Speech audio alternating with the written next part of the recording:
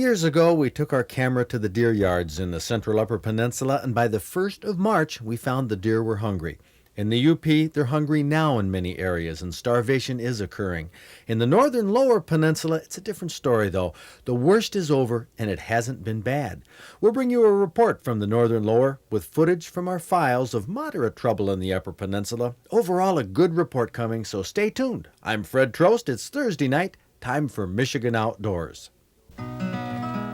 From the rugged shore and woodlands of the north, its history of copper mines and iron ore, the Great Lakes fisheries. To the farmlands of the southern counties, we'll look around again at all that waits the sportsman in the state of Michigan. And sometimes when the moon brings out the diamonds in the snow, and the stillness of the forest lies encased in Arctic cold, the wind might whisper through the trees, listen if you can, it tells you of the beauty in this state of Michigan.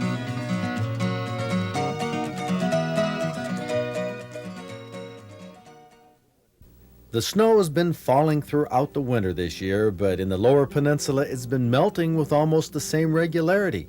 The woods are full of deer, a higher population than ever, despite record numbers of deer taken during the 1987 deer season. Now, we've been hard-pressed to see many deer like we could a few years ago in the winter, and Bob Garner asked DNR regional biologist Gary Bushell from Roscommon about the situation.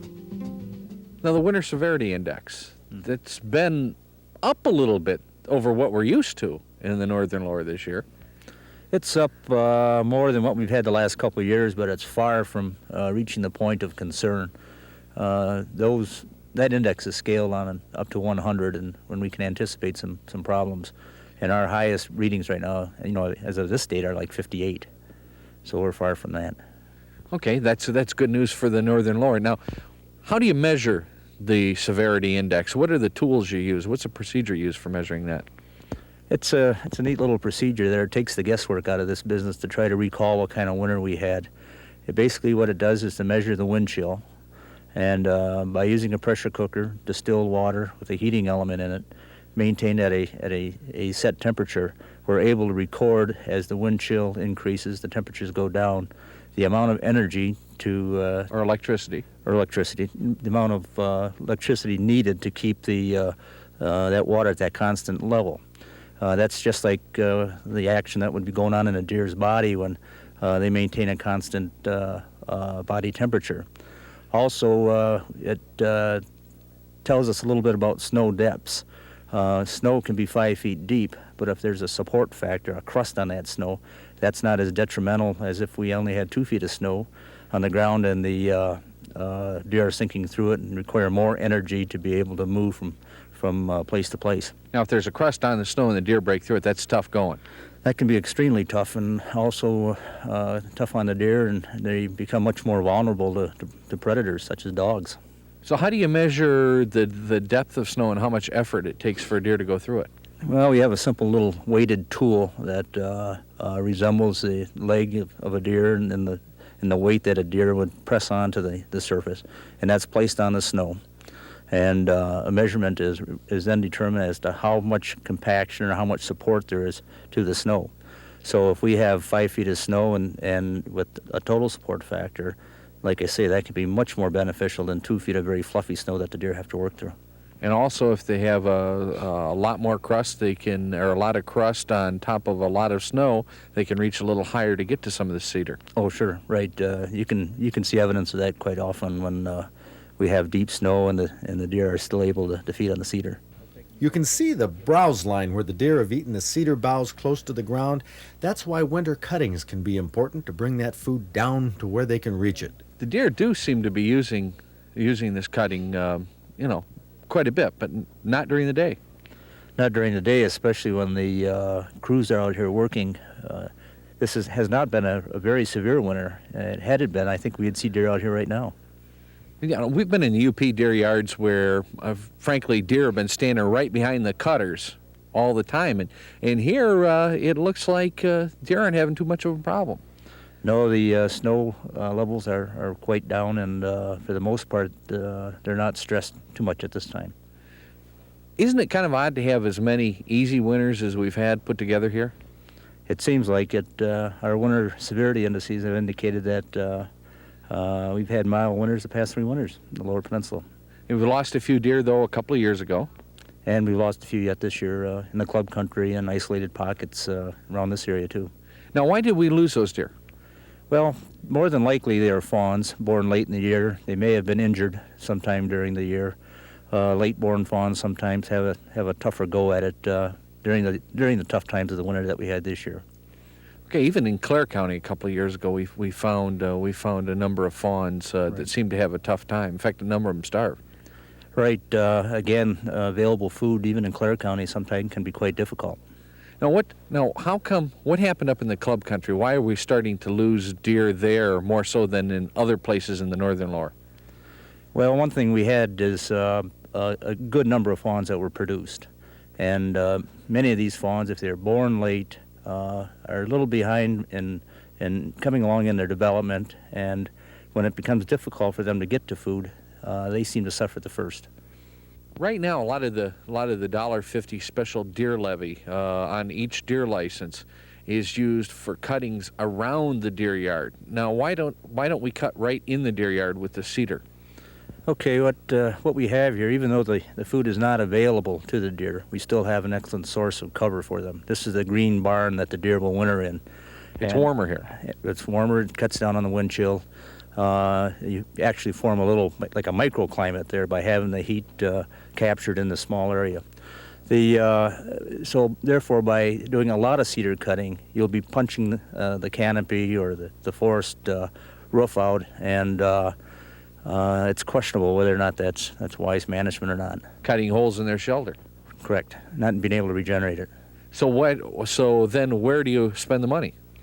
Well, a lot of the money is spent, as you mentioned, right along the adjacent edges of the deer yards.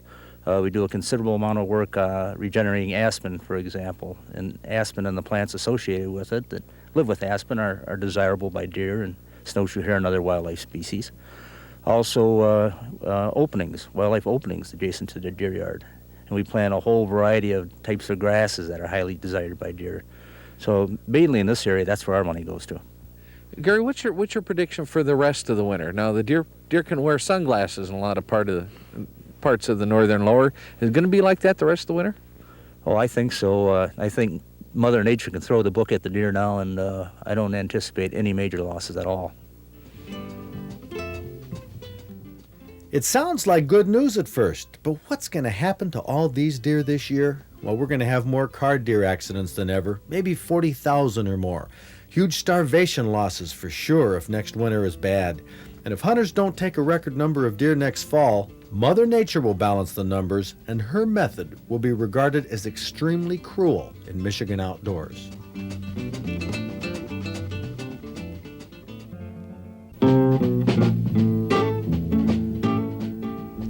You may have seen this whitetail deer rack on the cover of any number of magazines. Go ahead and take it out of there, Troy and Rod. This is the world record non-typical whitetail deer rack.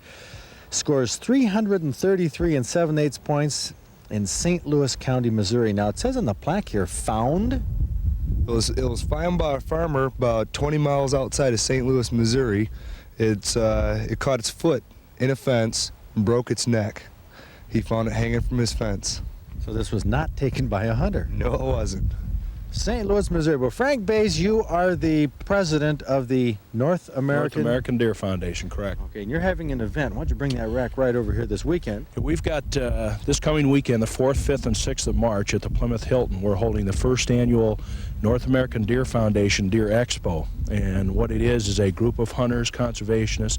They're getting together. Our goals and purposes of the organization are to create better habitat for wild deer all across North America, to help sponsor and finance scientific studies, research programs, things like this, strictly to help North American deer throughout North America. Now, you have to. Frank Bays has pulled off a commendable feat in bringing this world record head to Michigan, the only time it's been taken out of the state of Missouri.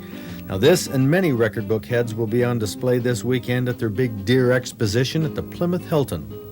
333 points Boone and Crockett. Who's to say that there isn't one this size or even bigger somewhere in Michigan? We do have lots of trophy fish, though. Here's a huge lake trout. Richard Pettinger caught it from an inland lake, and you can bet this surprised him. Here's a laker. Looks like something that would come out of Great Bear Lake, but no, you don't have to go to the far hinterlands of North America to catch big fish. Right here in Michigan, we have a 22.5-pound laker on a Northport nailer. Lake Avalon. Up in Montmorency County. You mean this is not a Great Lakes lake trout? No, it's not. It's an inland lake. Well, let's flip this up here. Now, the color on this lake trout, was it this brown? It was very colorful fish. It was questionable that it might be a splake. It was diagnosed as a lake trout, but they feel it does have characteristics of a splake too. An inland Lake Avalon lake trout, 22.5 pounds. That's a heck of an accomplishment. That must have surprised the heck out of you, didn't it? Sure did. Well, way to go. Congratulations. The biggest lake trout. I tell you, one to come out of an inland lake like that. It's amazing. Rich Pettinger from Freeland.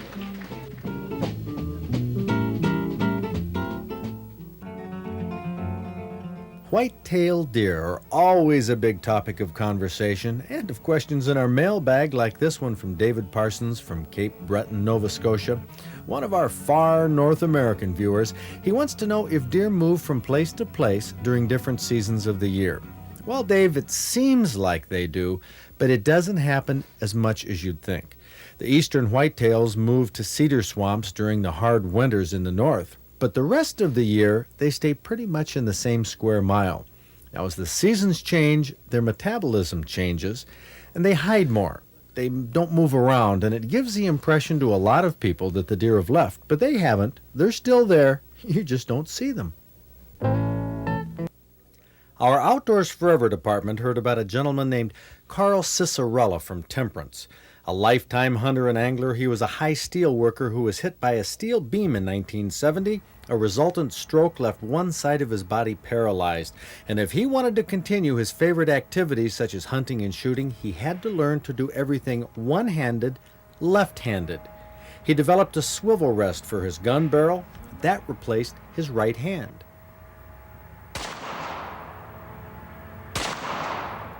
After several years of giving up almost everything, he found that he had to do things differently, but he could still participate, at least get out and hunt.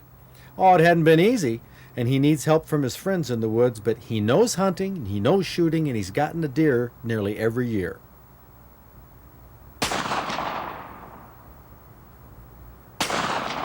His hunting insurance has been his ingenuity, but after his stroke, he didn't have such an optimistic attitude. I thought the world come to an end.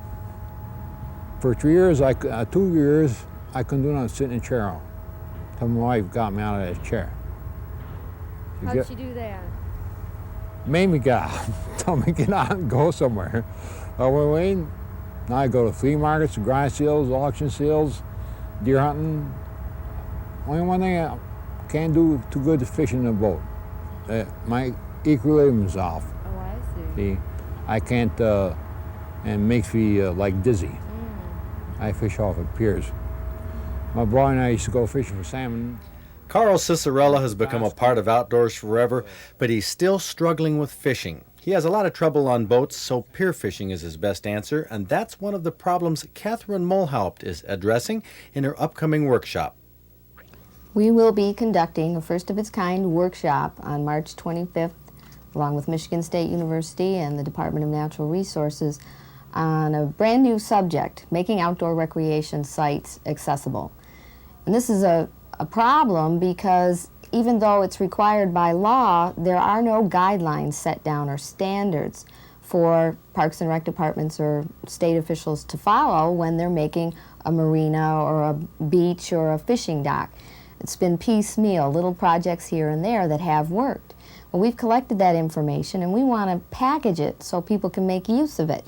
One of the first ways we're going to do that is through this workshop, and we're inviting people who have any interest in outdoor recreation facilities to come and get some hands-on, nuts and bolts information on how you fund a project, how you design it so it's specific to your site, what standards you use to make sure that your dock or your campsite or your park is accessible to everyone. 2 weeks ago, in our Outdoors Forever department, Roger McCarville posed a question about stream fishing for trout from Rick Manuzak from Grand Rapids, who has a father-in-law who has trouble walking. He asked, do you have any recommendations for brook trout fishing in the northern lower peninsula or the UP that would be fairly accessible and walkable for an 82-year-old young man?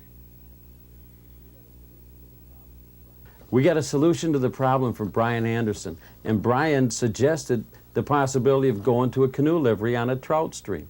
You go to the livery, they're usually very accessible. You can walk down, you can go out on the dock, you can fish from there, and with the accessibility, you might even catch a trout.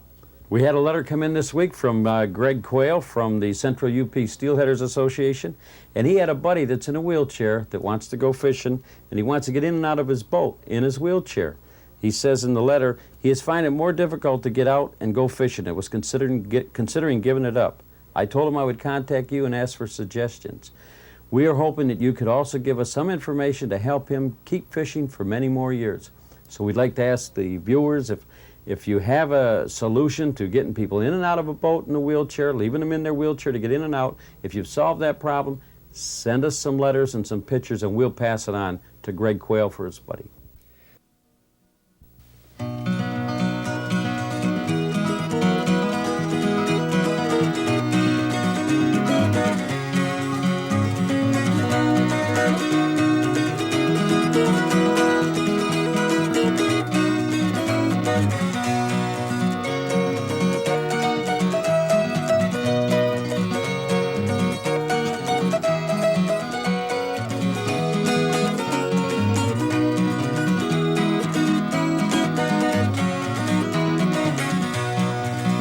From the rugged shore and woodlands of the north, its history of copper mines and iron ore, the Great Lakes fisheries.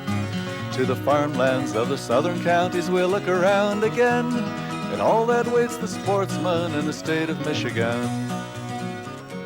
Next week on Michigan Outdoors, we'll take our first look at spring fishing of the season, steelheading on the Manistee. We'll visit with our old friend Captain Emil Dean. We're going to boat several steelhead, and you won't want to miss it. Winter is just about over in Michigan Outdoors. Sometimes when the moon brings out the diamonds in the snow, and the stillness of the forest lies encased in Arctic cold, the wind might whisper through the trees, listen if you can, it tells you of the beauty in the state of Michigan.